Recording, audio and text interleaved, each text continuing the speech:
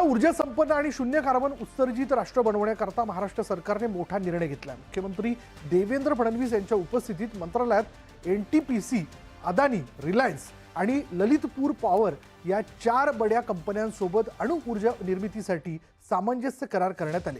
या ऐतिहासिक कराराच्या माध्यमातून राज्यात एकूण 6,50,000 कोटी रुपयांची महागुंतवणूक होणार आहे।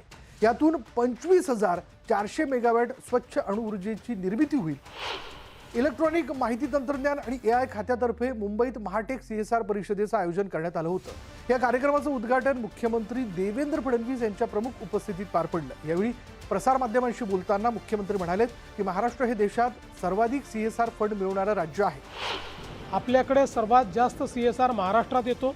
हा प्रयत्न असा आहे की महाराष्ट्राच्या सर्व भागांमध्ये, गडचिरोलीपासून नंदुरबारपर्यंत सगळ्या भागांमध्ये सीएसआर ॲक्टिव्हिटी चालावी।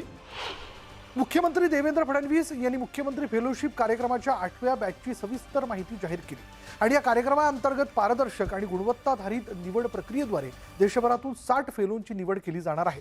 निवड झालेल्या तरुणांना जिल्हा प्रशासनासोबत थेट काम करण्याची आणि शासकीय विकास प्रक्रियेत सहभागी होण्याची सुवर्ण संधी मिळणार आहे।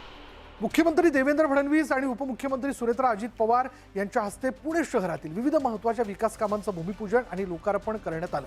यामध्ये प्रभाग क्रमांक 41 आणि 19 मोहम्मदवाडी इथल्या समान पाणीपुरवठा योजनेअंतर्गत उभारण्यात आलेल्या 9 पाण्याच्या साठवण टाक्यांचं लोकार्पण आणि कोनशिला अनावरण करण्यात आलं, ज्यामुळे परिसरातील पाणीपुरवठा सुधारण्यास मदत होईल। तसंच मुढवा इथल्या महात्मा फुले चौक मेट्रो प्रकल्पासह दुमजली उड्डाणपुलाचं ऑनलाईन पद्धतीने भूमिपूजन करण्यात आलं।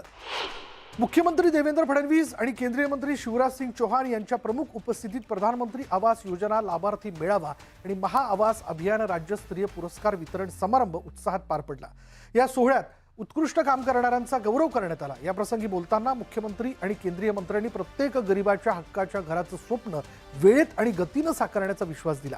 महाआवास अभियानाच्या माध्यमातून राज्यातील ग्रामीण भागातील गरजूंपर्यंत हक्काचं घर पोहोचवण्यासाठी शासन कटिबद्ध असल्याचं मुख्यमंत्र्यांनी यावेळी स्पष्ट केलं।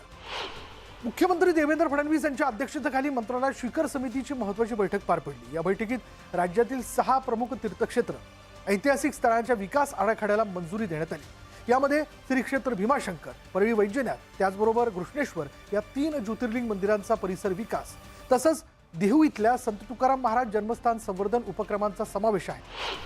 मुख्यमंत्री देवेंद्र फडणवीस यांच्या प्रमुख उपस्थितीत पुणे ॲग्री हॅकेथॉनचा पारितोषिक वितरण आणि समारोप समारंभ यावेळी पार पडला आणि यावेळी मुख्यमंत्र्यांनी 9 विभागातील विजेत्यांचा गौरव केला आणि पुढील वर्षापासून ही स्पर्धा राज्यव्यापी स्वरूपात आयोजित करण्याची घोषणा केली। तसंच या स्पर्धेतील प्रथम पुरस्कार माजी उपमुख्यमंत्री स्वर्गीय अजित पवार यांच्या नावाने दिला जाईल असं त्यांनी स्पष्ट केलेलं आहे।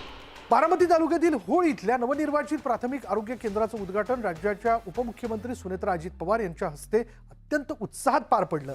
ग्रामीण भागातील नागरिकांना दर्जेदार आणि त्वरित वैद्यकीय सेवा मिळावी या उद्देशानं या केंद्राची निर्मिती करण्यात आलेली आहे। पुणे जिल्ह्यात आरोग्य यंत्रणा बळकट करण्यासाठी अशा प्रकारची एकूण 45 अद्ययावत आरोग्य केंद्र निर्माण करण्यात आलेली आहेत आणि यामुळे परिसरातील गावांसाठी हक्काची वैद्यकीय सुविधा उपलब्ध झालेली आहे। या महत्त्वपूर्ण सोहळ्याला राज्याचे आरोग्यमंत्री प्रकाश आंबेडकर आणि पुणे जिल्हा परिषदेचे मुख्य कार्यकारी अधिकारी गजानन पाटील यांच्यासह अनेक मान्यवर आणि स्थानिक नागरिक मोठ्या संख्येने उपस्थित होते।